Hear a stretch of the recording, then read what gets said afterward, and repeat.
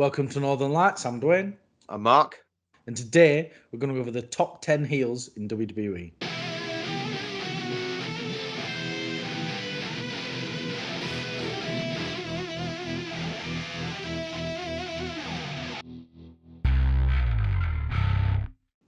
So I think Stone Cold is just such a classic heel, isn't he? You know, he's just one for an era that everyone can enjoy and go back and sort of look at his whole run. Because even when he's a face, he's never really a face, is he? You know, he's just so aggressive and over the top. He's almost like the vigilante. Yeah. You know, that like supposedly because he's against authoritative figures and all that kind of stuff, which, but I was mentioning Stone Cold because of his run after the famous handshake with Vince. Yeah. That year, 2001, when he wanted to be an active heel, when I was a child, I hated Stone Cold was my favorite. I hated him. I hated Stone Cold when I was a child. During that, when he was battering the Hardys and with the chair, with Lita. Lita was on top of Matt and they're swinging them chairs at her and everything. Because that was when the Alliance came in and, that's a separate subject. But as a child, I genuinely believed Stone Cold had turned his back on the WWF and now he's leading the Alliance. And especially he's now allied with everything he's been against for his whole career. You know, he's always been against that authority, and now he's aligning with that with those figures. It just makes you think, well, why did I like you in the first place? You know, you're going against everything you stand for. That's what it is, though. It's meant to, obviously, we all know it's scripted and that, but that's what it's meant to do. It's meant to dupe you into, this is actually what he's like. This is him. The real him is showing his true colors now. And the sections, if you remember, where he's got the Alliance in the ring and he's calling them all out. So one of you provoke me, and Taz is the one who stands up to him. Yeah, because he starts whipping Taz with his belt and he's not doing anything, and eventually he just catches it, and then he just he stuns him, and that's it. But like Austin is 100% on this list because for that specific year, 2001, played a great heel. I think Randy Orton he's just such a good heel. Like he's such an unlikable person, isn't he? Like when you used to see him in interviews and stuff, he was so arrogant, and he leans into that so well.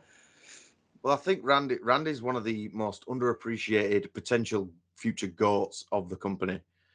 Any character he's had, he's done it so well.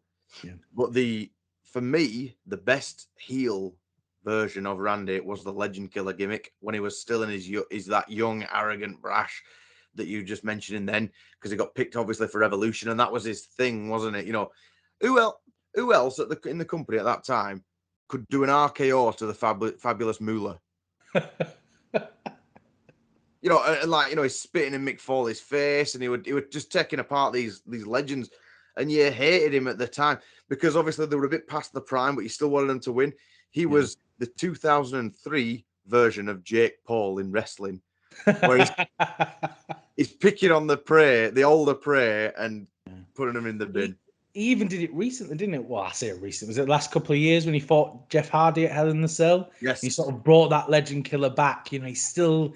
That character's still there. The screwdriver in the ear. Oh, that was horrible. Yeah. And obviously we know it's scripted, of course, but he can't help but wince when that kind of thing's happening. But for me, the biggest moment what he did was when he kicked Stephanie McMahon in the head. I don't know why, it just seemed so brutal at the time when I was watching it. I was like, oh, it seems so awful. Is that just absolutely shit? Because that's stemmed a great rivalry with him and Triple H at the time. Yeah. But there's been all sorts. Even, do you remember his run with Rated RKO with Edge? Yeah. They're giving concertos to Ric Flair when he's covered in blood. It looks like an horror film. And him and Edge are just outside swinging these chairs and Especially when Edge came back with an injured neck and things like that. And it's, Yeah, there's always a betrayal whenever Randy's around. I think The Miz is kind of that... He's sort of stuck in sort of the PG era, but I think he's a perfect modern heel. Like, he gets the crowd to hate him. He's so unlikable. He pretends he's this big movie star. And it's funny because all the movies he does are WWE movies. So even Vince McMahon, who's writing it, knows these movies are shit. And that he's not a star for being in them. I don't know if he's writing it, but... No, but he's part of the script team. He signs everything off, doesn't he? Yeah. I think you hit the nail on the head there. Is the villain of the PG era. because like a lot of Attitude Era fans and that, I sort of, you almost watch the heels of the modern era and you kind of think it just seems a bit weak compared to what you have seen in a heel. Possibly. But in the sense, like, using, with the time considered and, what they can and can't do and everything, he gets the crowd going. It might be a little bit of cheap heat and everything, but he's good at what he does. He's consistent. I'm not a fan of him as a wrestler. I'm not a fan of The Miz. No. But what he does is quite good, because I remember the barrage with R-Truth that he did, it might have been 7-8 years ago, where everyone thought that the company was an unsafe working environment. Do you remember the famous walkout? That was due to The Miz. Oh, okay. Yeah, Miz and R-Truth at the time. So he did play a good heel. Yeah, and then when Daniel Bryan got injured, I remember it was it Smack Talk or something? I don't know. They used to do like a show after the show, Talking Smack. Smack Talk. What am I? And like a shit PlayStation game, that way. And when he was having a go at Daniel Bryan, saying, "Look, you're injured. You've gone through all this. You'll never wrestle again. I will." You think, "Oh, that's that great sewing to the real there." Like he's really he's mocking this guy's real injury, and I think that makes him a very good modern heel. Modern day heel, because he's almost the pantomime villain. They bring him out, everyone boos him. The only time I've sort of seen him actually be really celebrated is when he turned on Logan Paul at WrestleMania. Like the crowd went mental; they were so happy. Yeah. And when he beat Roman Reigns at the anniversary, was it the Raw anniversary, when he took the buckle off, the bottom buckle, and he won the belt off there? Right, Everyone's pumped, but it's still heel moves, So even if he's getting the crowd excited, he's still working as a heel. You can't talk about heels and not talk about Brock Lesnar. He's how long has he been? It's well over a decade, and he's just so relevant all the time. Even his first run, the 2002, that first run when he was just demolishing everyone. He was a heel back then, but then I know what you mean. When he was the Beast Incarnate with Paul Heyman, there was an aura, of almost invincibility. And you've seen what they did to him and Cena when it was the 16 suplexes, 2 F5s, it was done, and that was it. And you're like, I can't believe they did that to the Golden Goose with Cena at the time. But it was to build Brock as this monster, wasn't it? My favorite, I shouldn't say favorite, but it's when he battered Zach Gowen. when he you can't get any more heel than that. No, you can't. That is like Vince McMahon going straight to Lucifer himself and saying, "What storyline should we have this week, pal?" And Zach Gowen's bums in the crowd. He swung that chair like a golf club, swinging it, and then he F5'd his one leg into the post twice. Covered in blood and everything. Like you say, his mum was in the crowd as well on the front row, and he's just wiping her son's blood all over him. Oh, he's so bad. People say what they want about Brock, but he's a worker, and he's so good at whatever he does, whether it's a heel or a face. He's so good. Yeah, and he's literally the final boss of a video game now, isn't he? Like, it comes to Mania, right? Who's fighting Brock for the belt? He's the boss. Let's beat him, And when he came back and when he busted open Randy Orton, like, that was brutal. That's awful. And he was just elbowing, and then there was just blood gushing everywhere.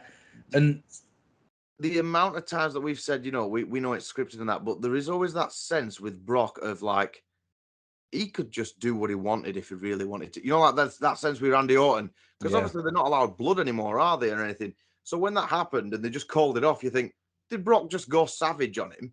Did he just fancy doing it? Some of the wrestlers thought that. Apparently, we don't know how much they're in it, but apparently, like, Jericho was going crazy. He was like, "What are you doing that for?" And he was going mental. I'm sure he said more than, "What are you doing that for?"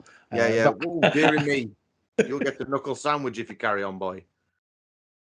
But he does. He's got that strength and power that he can do whatever he wants. Like when he was fighting Braun Strowman, and Braun Strowman dropped him on his head, and he just punched Braun and said, "Slow down." Yeah, he did. He really did, didn't it?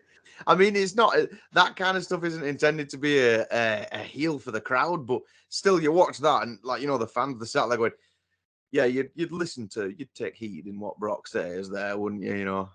I'd do anything he said. Kurt Angle, it's weird putting him in a list of heels because he thinks he's a face. That's the most interesting part about Kurt. In theory, he should be a face. He's a gold winning medalist, which he won with a broken neck, Mark.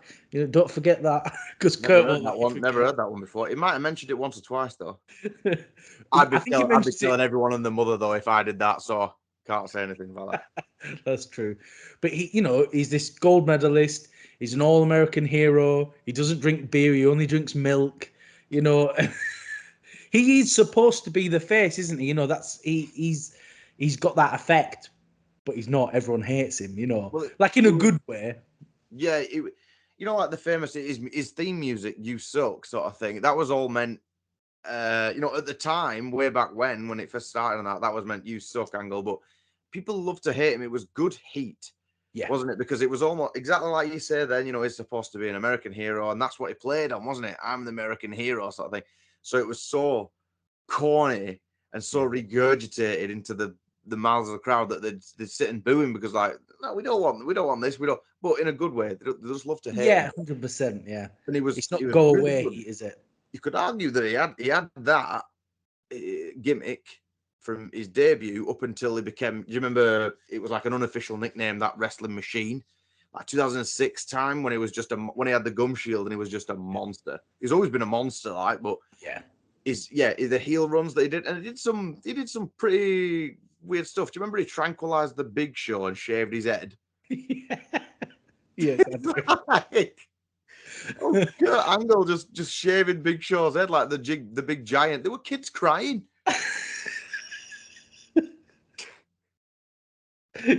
My favorite moment ever occurs is coming out with the fire engine full of milk. I think that's just so memorable, isn't it? Yeah, But I don't know if that's a heel move, but he's just such a funny character, and I think he's a character that we'll sort of love forever in that sense. As a heel, who we love to hate. just in general, Kurt Angle, he's another one as well that he doesn't get brought up enough as like one of the greats. Kevin Owens, if you're talking about modern heels, I think he's the epitome of it. He's almost perfect. Like even when he's played a face, it's worked. He can do it, but you always feel like he's going to betray on someone soon. He's going to turn his back. So like when he first debuted in WWE, he came in to NXT with Sami Zayn, who won the belt, the NXT Championship that night, and then he just powerbombed him immediately. It's the first thing he did. So he came in straight away as a heel, and I think he's just got that sort of arrogance about him. I can do everything. I can do all these moves. I can do whatever I want. You all suck. And he does it. He does obviously corny stuff as well. Like, this town sucks. I hate this town. But he does it in a sense of, there's a bit of a wink when he's doing it. Like he knows that it's cheap heat, but you're sort of playing along and having a bit of a laugh with him. Yeah, I think the nail on the head there. He's a modern day heel, and he's always got that sort of look about him as that unhinged sort of. Even when he is a face, exactly like you said, when he's a face, he could be with a child from the front row on his shoulders, and you think he's going to stun that child. Like he's going to just pop up powerbomb on the ring apron. Won't To a surprise child. No, it's just. But I like that kind of unpredictability rather than just this is the heel, this is the face, boo this guy, cheer this guy. Kevin Owens has that. I don't know that's something about him that makes you just like sort of lean in a little bit closer. You'd feel like he'd fit in sort of any era almost. Like if you put him in the Attitude Era, he'd fit fine in there. Whatever. Very few people would as well. Like, wouldn't you? Like, you look at some people and you think, yeah, they would, because everyone sort of compares to the Attitude Era. But Kevin Owens definitely, he makes you like just sort of like lean in and listen. If there's a Kevin Owens promo, you listen to it. You don't fast forward that. And it was brilliant when he became the Raw Universal Champion. And obviously Finn Balor had lost it, like he had to give it up, so he was only champion for one day. So Kevin Owens won the belt because Triple H came out and pedigreed Seth Rollins. And then literally the second day, so I'm the longest running Universal Champion ever. He'd only been champ for 2 days. It's like cheap, corny heat, but I think it works. And, it serves its purpose, doesn't it? Exactly. Well, the way I was thinking with Edge is, if you remember, Dwayne, post Edge and Christian, just a couple of years after that, when it was like 2005, Edge, he was just getting his own. One of the best storylines in 2005 was him and Matt Hardy, because that was real. Yeah. Like with Lita, like that was actually real. And good old Vince McMahon decides to make a storyline and break Matt's heart every week on TV. He's got to work with the guy that took his girlfriend.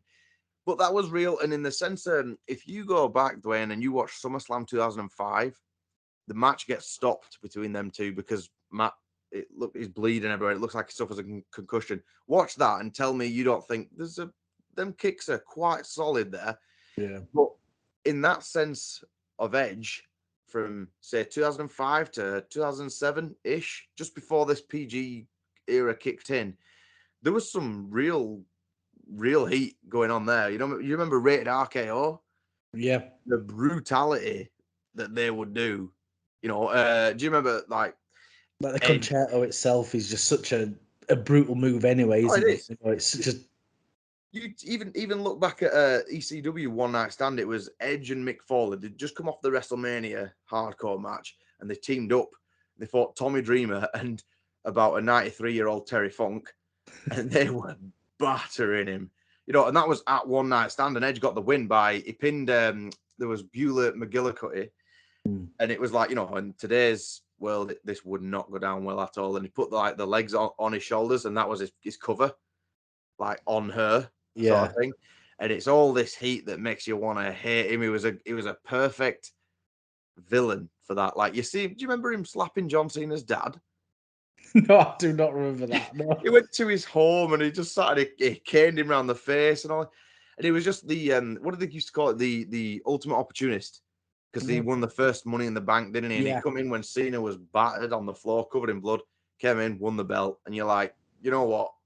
This is him now finding his own. He isn't known as just Edge and Christian anymore. He's this monster heel. He was probably the top heel in the company at that stage. Well, and I think that's what it speaks for Edge, that probably even now he's about to be the top heel again. Like, now at WrestleMania, Damian Priest came out and interrupted his match with AJ Styles, and now they're making their own faction. It's like, it's not like we're Gangrel again like that, but there's this sort of dark, ominous new faction starting up. They're talking about maybe Rhea Ripley's joining it. And so even now, he's likely going to be one of the top heels. And I think that shows how good of a heel he is over his career, that he can now be doing it today.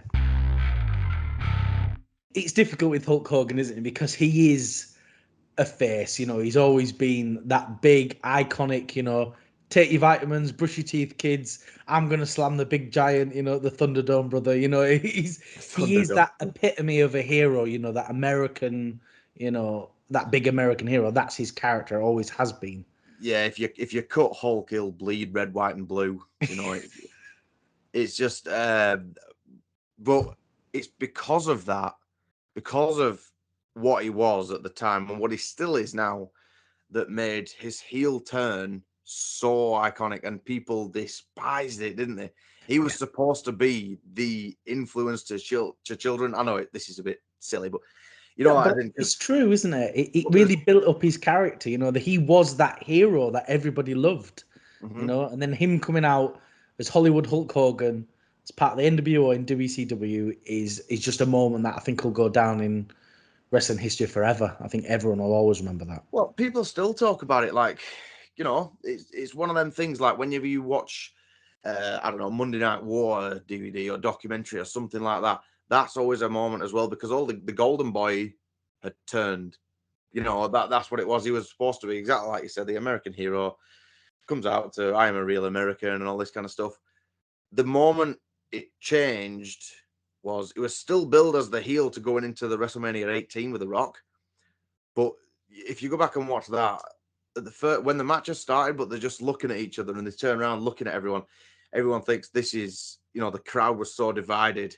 Yeah. That was a good few years after WCW had liquidated, but it was still supposed to be this heel, but people loved him too much. The crowd got too behind him, didn't they? That's the thing. That night, the first move he did on Rock, everyone just popped. Everyone was going crazy. And that's the thing, forget Hulk's personal life and all that stuff.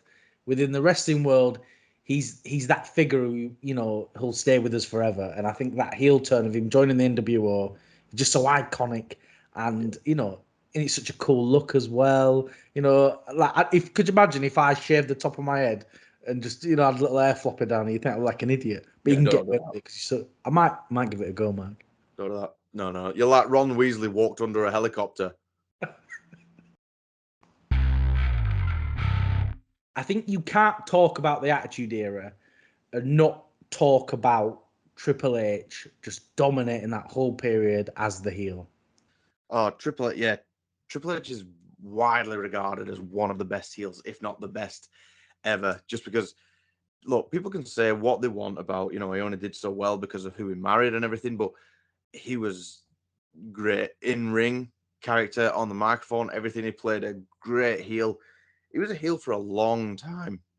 He's always a heel, really, isn't he? Always. Yeah. The only time he wasn't, that I can remember way back when I'm talking, is after he had his injury in 2001. He came back and won the Rumble in 2002. But you watch that back, his face turn didn't last long.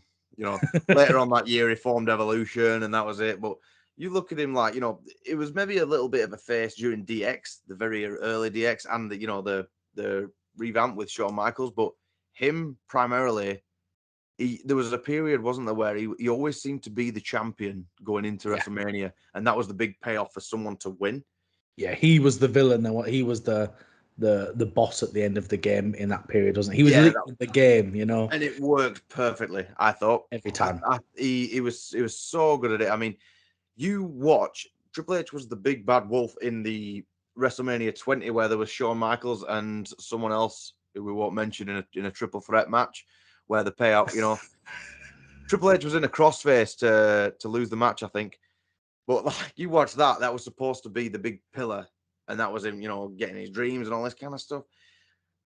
He's always been there, and until he formed DX again in 2006, constantly a heel, and he's done it even again. The longevity. Look at him in his in the Authority days. Yeah, he's always that figure. You can feel Triple H could come out at any point right now. That he could come out on SmackDown on Friday and do something. He could get involved in a storyline quite easily, and and sort of in that sort of period when he was wrestling, when you had all these faces and stuff, he was almost a perfect villain. He was such a generous heel and villain as well. Like he was, I think he's got like the most losses at WrestleMania ever. I think he's just it's the payout, isn't it? Yeah, but he's got that. He's got the old sledgehammer as well. I mean, obviously, you've all seen how he actually does it. He puts his, but it's such a. If you take it all as real, you watch that. It's such a brutal thing to do, to hit someone with a sledgehammer, and that were his thing. That were his gimmick. A sledgehammer. To this day, if I'm ever in a shop for some reason that sells a sledgehammer, you look at that, Triple H. It's weird. It's weird. You just do. So like, it's a weapon that's connected with him, isn't it? You can't think of anything else but that. And he has done some some horrible things on screen. Imagine taking Stephanie McMahon when she's drugged up and forcing her to marry you. Then he married her in real life, obviously. Yeah. But like, I just felt so sorry for my grandma as a kid. Like, I used to just spit water everywhere when I was a kid, just never all over the house. I'm sure. I'm so glad that you said spit water everywhere. Vince is the ultimate heel of all wrestling of all time. I 100% agree with that. I'd say Vince caused, obviously, we all know about the Monday Night Wars and everything, but since the Montreal screw job, when it was apparent to the fans and everything, he's the owner. Because he was a commentator, wasn't he? And he just like everyone would know, but no one had really, it wasn't mentioned. But then the Mr. McMahon character was born. This, it's supposed to be the relatable thing. Everyone's wanted to stun the boss. Who hasn't? And Vince McMahon is the one. He'll do these horrible things. You remember what he did to Trish Stratus, his rivalry with Stone Cold, The Rock, all this kind of stuff. And he'd always get his comeuppance, but he'd never learn. That was the genius thing about Vince. He'd almost like be this billionaire idiot that just throws money at things and goes, let me go do this, and then eventually when it comes to bite him on arse, it's always him left in a pool of his own blood. Yeah. You know. And it's perfect, isn't it? He's always up to be the butt of the joke, literally. You know, kiss everyone's ass. You know, Rikishi and look at the Kiss My Ass Club is ridiculous. It's a ridiculous concept, but if you go back and it was actually a face at the time because it was just after the Alliance lost at Survivor Series. But when he had William Regal kissing his ass in the ring, that is one of the funniest things that you'll see in WWE history, honestly. Yeah. But Vince, just in general, like, you know, he's been a heel, you know, just throughout the years and that. I mean, I would love to pick Vince McMahon's brains just to understand how his mind works anyway. Do you remember he had a match against his own daughter, Stephanie, 6 days before her actual wedding day? Not a kayfabe wedding day, her actual wedding day. It's like... He's mental, isn't he? Like when he wanted a storyline where that Stephanie was pregnant and he wanted to be the dad of it. Oh, that's too weird. What if it's Shane then? Like, you know, there's just something so mad about him, isn't there? It's crazy. But no, I think Vince in general, the whole Stone Cold storyline, because that lasted a good while. That was a good couple of years at least. Yeah. And you're like, it was constant. It was storyline driven back then, and you were almost... Obviously, at the time, you think, oh, you know, how many times did Vince get called an arsehole from Alt Crowd? Yeah. Countless times. But that's exactly what he wanted. It's a bit like in the sense of you love to hate the man and you're like, oh, I should just get rid of him. Someone else will be commissioner or whatever. You're like, no, he makes it.